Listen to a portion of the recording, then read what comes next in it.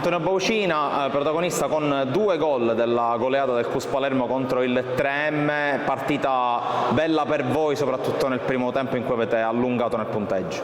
Esattamente, dopo la Coppa Italia siamo riusciti a fare la prima vittoria in casa di campionato, ora siamo a -5 dall'Alcamo e dobbiamo cercare sempre giorno dopo giorno di allenarci bene per appunto riuscire a recuperare i punti persi purtroppo anche a tavolino contro l'Alcamo. Sono sicuro che ci riusciremo perché noi siamo un grande gruppo, una bella società, una bella famiglia e col tempo i risultati arriveranno.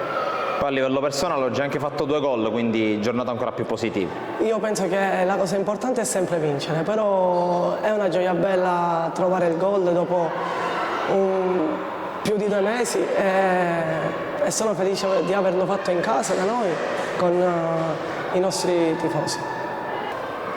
Mirko Guarino, Cus Palermo che nella prima partita in casa di quest'anno e anche la prima partita in casa dopo la vittoria della Coppa compie la sua missione e batte il 3M. Dici la tua.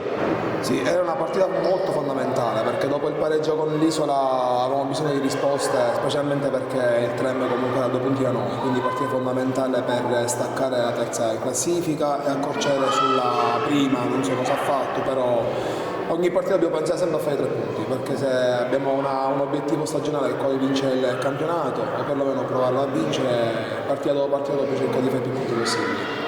Tra l'altro non era facile questa partita perché il 3M comunque giocatori giovani, un futsal molto dinamico, voi siete stati bravi a metterla sul vostro binario molto presto. Sì, abbiamo cercato anche con tante difficoltà in settimana perché comunque facendo 2 partite di fila in Coppa più il campionato abbiamo risentito un po' la stanchezza, qualche infortunio, qualche mancanza. Abbiamo cercato più di usare un po' più la testa che magari i piedi, quindi abbiamo cercato di ragionare e non fare ragione specialmente loro, quindi non dare iniziativa alla squadra avversaria. Sei andato anche a bersaglio oggi, quindi... Sì, ci voleva, fare gol è sempre bello, specialmente quando non si segna da tanto, poi l'importante non è chi segna ma portare i risultati a casa.